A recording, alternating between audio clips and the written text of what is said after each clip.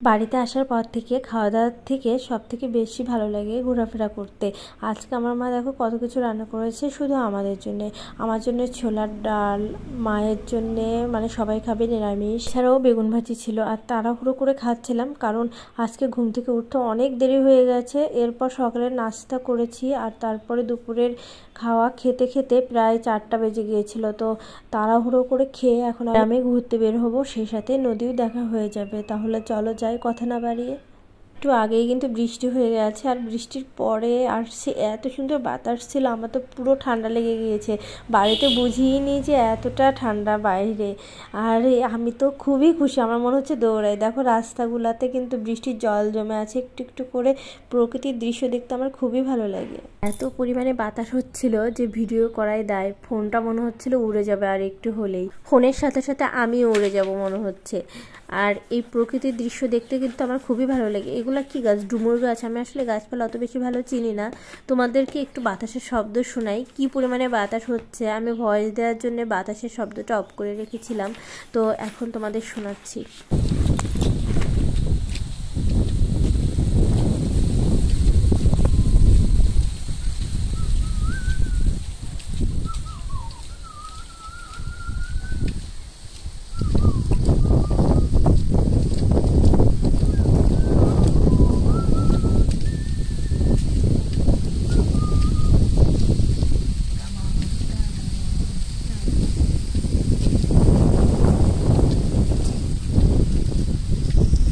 কেমন শুনতে পেলে বাতাসের শব্দ? আর কথা বলতে বলতে কিন্তু আমি নদীতেও চলে এসেছি।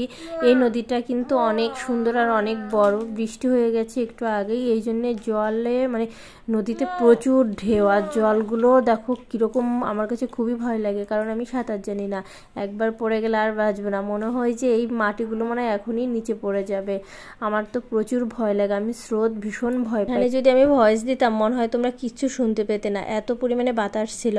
কেউ সাথে আসলে কিন্তু আজকে আমি আমার নিজের অনেক সুন্দর সুন্দর ছবি তুলতে পারতাম, কিন্তু দুঃখের বিষয় যারা সাথে এসেছে তারা ছবি তুলতেই পারে না। তোমাদেরকে এখন আমি নদীর শব্দ শোনাবো, কতটা ভয়ঙ্কর শব্দ করতেছে।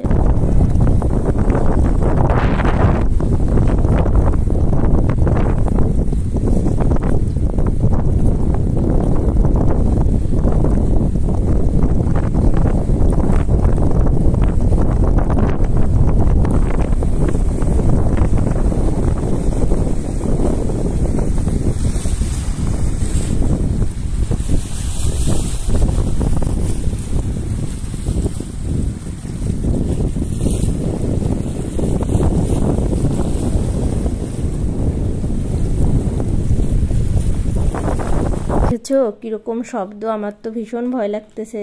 আর এদিকে কিন্তু এখন জেলেরা মাছ ধরবে, কিন্তু এখনও আসেনি। তবে এখানে কিছু জাল রেখে গিয়েছে, একটু পর মনে হয় আসবে। কিন্তু আমরা তো এখনই বাড়িতে চলে যাব, আমাদের বেশি সময় নেই।